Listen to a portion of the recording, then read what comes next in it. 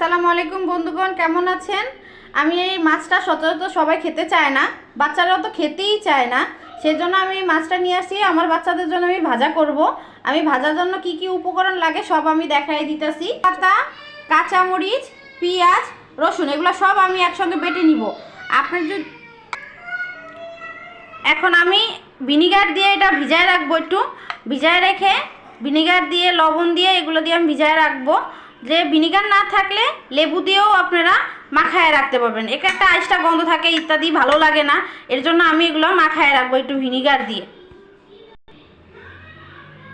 Vinegar দিয়ে আমি ভিজিয়ে রাখবো, সামান্য একটু ভিনিগার দিব। ভিনিগার দিয়ে মাখিয়ে রাখবো ভালো করে।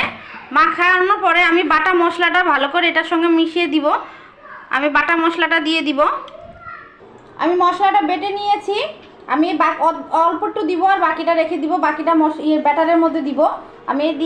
আমি হলুদ দিয়ে, লবণ দিয়ে আর ভিনেগার দিয়ে আমি মাখিয়ে রাখছি। এখন আমি বাকিটু এই মশলাটু ভালো করে দিয়ে মাখায় রাখবো। 1 ঘন্টার জন্য আমি এটা মাখায় রাখবো। এটা আপনি কম চাইলে কমও পারেন, বেশি পেলে বেশি না, আমার সময় কম, সেজন্য আমি 1 ঘন্টা রাখবো। এটা যদি সারা রাত থাকে তাও ভালো হয়, এটা খেতে অনেক মজা হয়। আপনারা বানিয়ে দেখবেন। এই মাছটার নাম কি আমি জানি না, আপনারা যদি জানেন অবশ্যই কমেন্ট করে আমাকে জানাবেন। আমি এখন ওটার জন্য একটা ব্যাটার তৈরি করে নিব। 1 চামচ, 2 চামচ আটা দিয়ে দিব, 2 চামচ চালের গুঁড়া দিব। আমি এই চামচের 2 চামচ চালের গুঁড়া দিয়েছি। সামান্য হলুদের গুঁড়া, সামান্য মরিচের গুঁড়া, সামান্য মরিচের, এটা কেটে দিছো না, স্বাদ মতন লবণ দিয়ে আমি ভালো করে মিশিয়ে নিব। আর ওটার ভিতরে আমি তো জিরা বাটা ইত্যাদি সব দিয়েছি, মশলা দিয়ে দিয়েছি। এটা আমি একটা ভালো করে একটা ঘনত্ব ব্যাটার তৈরি করব। একটা ডিম দিয়ে দিব, ভালো করে মিশিয়ে নিব। ভালো করে মিশিয়ে নিয়েছে, এখন আমি একটা ডিম দিয়ে দিব। একটা ডিম দিয়ে ভালো করে মিশিয়ে নিব। ভালো করে মিশিয়ে নিয়ে বাকি যে মশলাটা দিব, দিয়ে আমি ভালো করে মিশিয়ে নেব হাত দিয়ে। আর হাতটা কিসের কাজে? হাত দিয়ে মাখাই, চামচ দিয়ে ভালো লাগে না, হাত কেন দিছে আল্লাহ। সামান্য পানি দিব, সামান্য পানি দিয়ে আমি ঘনত্বটা এভাবে তৈরি করব। এই যে দেখেন কিরকম হয়েছে, এরকম হবে। আমি বাকি চুলায় তেল গরম বসায় দিব। এটা আমার স্পেশাল মশলা, এটা আমার হাতে বানানো মশলা। যদি আপনারা কেউ দেখতে চান আমি আপনাদেরকে দেখাবো। আর বাকি বিট লবণ দিয়ে দিব, একটু দিয়ে ভালো করে মেখে নিব। আবার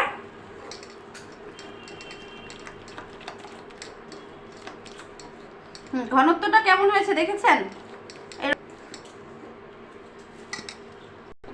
আমার তেলটা গরম হয়ে গেছে, আমি এরকম ব্যাটারটা লাগে আমি দিয়ে দিব।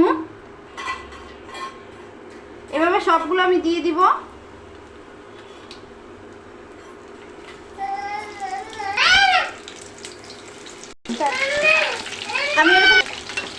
আমি এরকম করে সবগুলো ভেজে নিব। আমার বাচ্চাটা খুব জ্বালাচ্ছে, এরকম করে আস্তে উল্টিয়ে দিবেন। এরকম করে ভেজে নেবেন সবগুলো, মাছগুলো সব ভেজে নেবেন। আমি এরকম করে সবগুলো ভেজে নিব।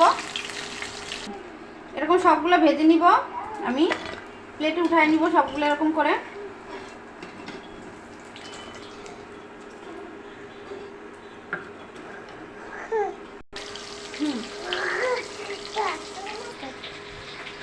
আমার এই সবগুলো ভাজা শেষ।